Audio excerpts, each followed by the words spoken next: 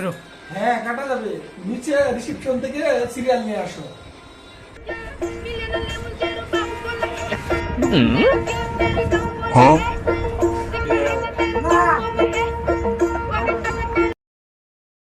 আসসালামু আলাইকুম। ওয়ালাইকুম আসসালাম স্যার, কি দিয়ে সহযোগিতা করতে পারি স্যার?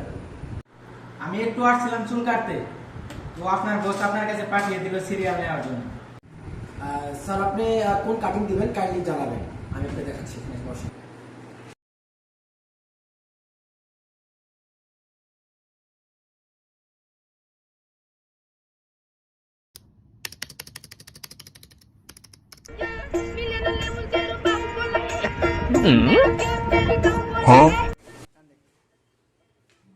স্যার যে বসে